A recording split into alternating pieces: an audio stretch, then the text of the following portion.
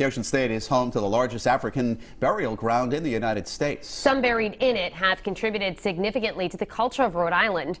Eyewitness News reporter Courtney Carter has the details on the significance and lineage of African Americans in this state. The year was 1696 and business was about to boom in Rhode Island, but it was also the year the first slave ship, Seaflower, arrived on the coast of the Ocean State. And while some would eventually gain their freedom, most would end up here at God's Little Acre Cemetery in Newport, the biggest African burial ground in the United States. So how did the smallest state end up with the biggest African burial ground in the country?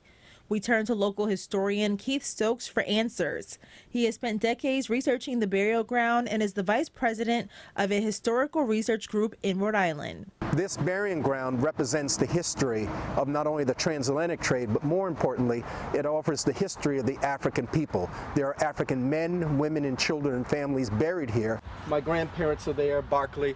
For Stokes, it's personal.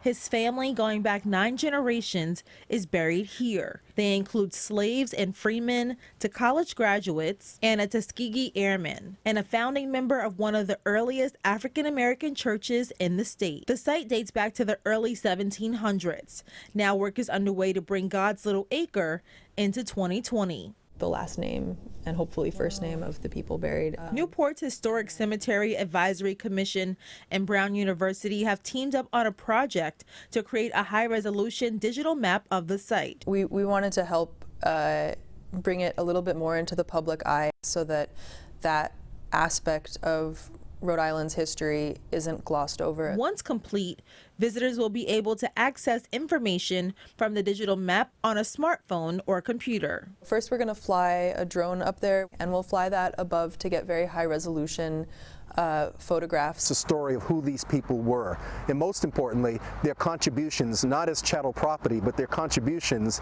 as men, women, and children. The digital mapping is expected to be completed by next summer. I'm Courtney Carter. And make sure to join us this Sunday night for Hidden History, celebrating Black history. We'll explore more stories of adversity and bravery from all over the nation. That's Sunday at 10:30 on Fox Providence.